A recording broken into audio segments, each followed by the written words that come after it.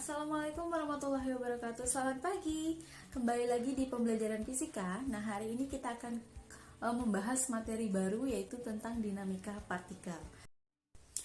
Nah, sebelum lebih lanjut, kita harus tahu dulu apa itu dinamika partikel. Jadi berdasarkan pengertiannya, dinamika partikel itu merupakan salah satu cabang ilmu yang mempelajari tentang penyebab gerak. Penyebab gerak di sini yaitu gaya. Nah, tapi sebelum itu kita harus perhatikan apa sih hukum yang mendasari tentang dinamika partikel ini. Jadi hukum yang mendasari dinamika partikel itu adalah hukum Newton.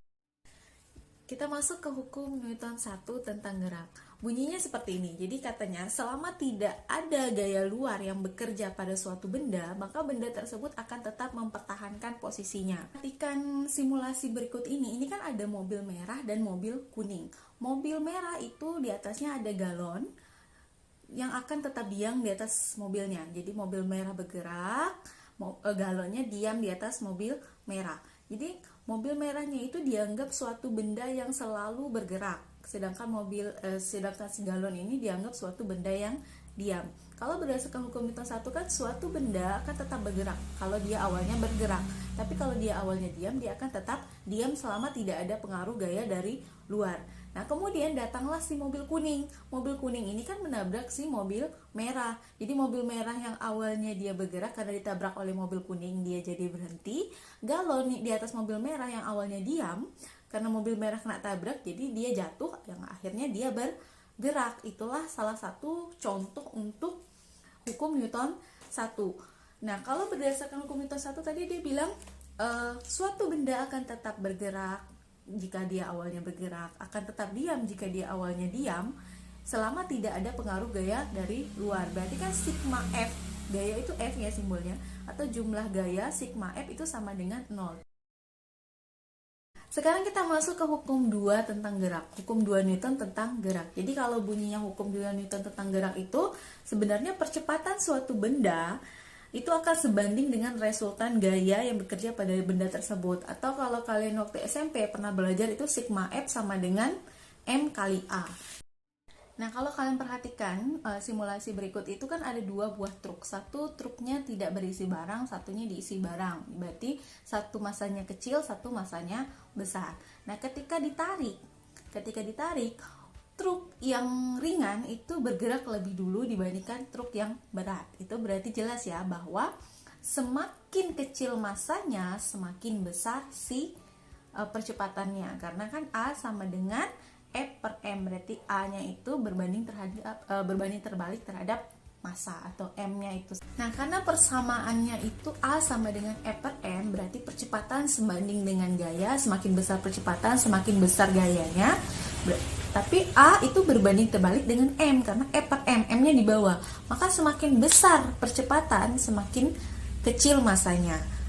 Sama kayak simulasi tadi kan, bahwa kalau kalian mau membuat truk itu bergerak lebih cepat, maka kurangi beban si truk itu sendiri. Nah, kalau kalian mau memahami tentang A sebanding dengan F, berarti kalau kalian mau menendang bola nih, ketika pengen bolanya itu ditendang lebih jauh, maka kalian harus menendangnya lebih kuat. Berarti kalian harus memberikan gaya yang lebih besar. Mau percepatannya besar, tambah gayanya. Mau bolanya bergerak lebih jauh, tambah kekuatannya. Itulah yang dimaksud dengan hukum Newton 2. A sama dengan F per M. A sebanding dengan gaya, semakin besar percepatan, semakin besar gaya yang diberikan. Tapi A berbanding terbalik dengan massa. Kalau mau dia lebih cepat, kurangi bebannya. Kalau hukum 3 Newton itu bunyinya seperti ini. Jika ada dua buah benda berinteraksi, gaya yang dilakukan oleh benda pertama itu sama dengan benda kedua, tapi berlawanan arah. Nah, kalau hukum 3 Newton ini kita memahaminya seperti ini. Jadi ketika ada A, ada si A, ada si B. A berada di kiri, B berada di kanan. Kalau A mau dorong B, berarti kan arahnya ke kanan. Nah, kalau si B mau membalas si A, itu kan harus dorongnya ke kiri. Maka gaya yang diberikan berdua ini harus berlawanan arah. Kalau hukum Newton 3 itu rumusnya F sama dengan F aksi sama dengan min F reaksi. Min itu menandakan bahwa itu adalah balasan atau reaksi, arahnya berlawanan dengan gaya F si aksi. Di sini kan ada seorang anak yang mendorong dinding. Kalau kita mendorong dinding, lama kelamaan itu kan tangan kita sakit ya. Dindingnya tidak bergerak-gerak tapi tangan kita sakit. Nah, apa sih yang menyebabkan tangan kita sakit? Padahal kita loh yang mendorong dinding, atau ibaratnya kita tendang dinding nih. Kita menendang dinding, dindingnya membalas kita. Apa buktinya? Kaki kita sakit atau kaki kita terluka. Itu berarti kita memberikan gaya aksi terhadap dinding, dinding membalas kita dengan gaya reaksi. Nah, sama dengan yang simulasi ini, kalau kita mau buktikan, itu kan dia pakai sepatu roda. Dia pakai sepatu roda, padahal dia loh yang mendorong dinding, kok dia yang mundur ke belakang. Nah, itu dia mundur itu menandakan bahwa sebenarnya dinding itu dalam dia memberikan reaksi yang sama besar seperti yang dilakukan oleh si anak terhadap dinding. Sekarang kita akan membahas tentang gaya normal. Gaya yang pertama nih, gaya normal itu adalah suatu gaya yang tegak lurus terhadap suatu bidang datar. Tegak lurus ya, jadi kalau bidang datarnya seperti ini, berarti tegak lurusnya ke atas. Tapi kalau bidang datarnya seperti ini, dia agak miring, maka tegak lurusnya ke sini. Jadi dia kemanapun arah bidang datarnya, dia akan selalu tegak lurus. Itu yang namanya gaya normal. Nah, gaya normal ini kita dapatkan ketika kita sudah bersentuhan dengan bidang datar tersebut. Jadi kalau kita masih menggantung, kita tidak punya gaya normal.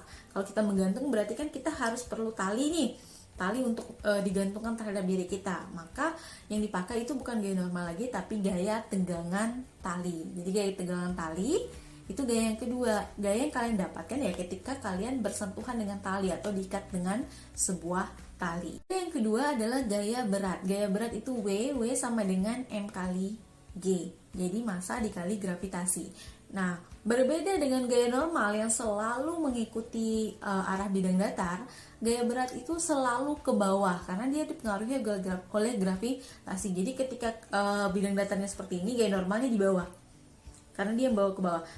Tapi walaupun bidang datarnya miring seperti ini, dia akan tetap ke bawah. Jadi kalau gaya normal itu selalu tegak lurus, tapi kalau gaya berat itu selalu ke bawah, menarik kita ke pusat bumi yang disebabkan oleh gaya gravitasi. Makanya rumusnya W sama dengan M kali G. Nah, kemudian gaya yang paling umum yaitu gaya tarik atau gaya dorong. Nah, gaya tarik atau gaya dorong itu ya tergantung kita nariknya kemana. Kalau kita tarik ke kanan, maka arahnya ke kanan. Tapi kalau kita tariknya ke kiri, dia juga arahnya ke kiri. Nah, kalau gaya tarik ini atau gaya dorong ini rumusnya sama ya, sekaya yang hukum Newton 2 tadi. F sama dengan M kali A. Nah, yang terakhir itu adalah gaya gesek. Jadi gaya gesek itu sebenarnya adalah gaya hambat. Gaya gesek ini ada untung, ada buntungnya. Jadi ketika kalian mau meluncurnya lebih cepat atau mau bergerak lebih cepat, gaya gesek itu menjadi kerugian karena dia kan gaya hambat. Tapi kalau kalian mau meluncurnya pelan-pelan, misalnya kalian mau turun dari suatu bidang miring, kalau tidak ada gaya gesek kan kalian jatuhnya terlalu cepat ya, bisa-bisa terluka. Maka gaya gesek ini menjadi gaya yang menguntungkan. Nah, gaya gesek ini arahnya kemana? Gaya gesek ini selalu melawan gerakan kita. Misalnya nih, kita bergerak ke kanan, gaya gesek itu kan menghambat, maka dia akan bergerak ke kiri. Jadi misalnya nih kita mau mendorong suatu balok. Kalau kita udah berusaha mendorong, tapi baloknya itu belum bergerak karena kemampuan kita belum melebihi kemampuan si balok itu, maka yang terjadi pada kita hanya gaya gesek statis. Tapi ketika kita sudah berhasil mendorong si balok, berarti kan gaya kita sudah lebih besar daripada si balok. Maka yang terjadi pada kita tidak lagi gaya gesek statis, tapi gaya gesek kinetis. Nah, sekian dulu pembelajaran kita hari ini. Terima kasih sudah menonton video ini. Semoga dari video ini kita mendapatkan pengetahuan lebih tentang hukum Newton atau tentang dinamika partikel, di mana suatu benda itu penyebabnya adalah gerak. Gerak ada berapa jenis? Ada gaya normal, gaya berat, gaya gesek, gaya tegangan tali, dan sebagainya.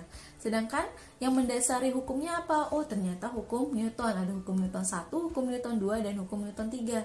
Hukum Newton 1 apa tadi? Hukum Newton 1 kalau kita mau ingat, sigma F sama dengan 0. Oh, berarti tidak ada pengaruh gaya luar. Jadi ketika bendanya awalnya bergerak akan tetap bergerak. Ketika bendanya awalnya diam akan tetap diam.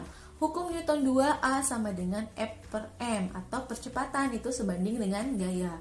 Kalau mau percepatannya besar, kalian harus harus memperbesar gaya. Kalau mau cepat kaya harus banyak bekerja.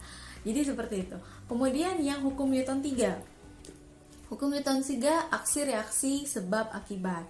Kenapa kita bisa terluka ketika menendang dinding ya? Karena kita menendang dinding, kita yang membuat gaya aksinya, kita yang mendorong duluan atau kita nendang duluan, dibalaslah sama dinding dengan melawan arah kita, tetapi gayanya sama besar.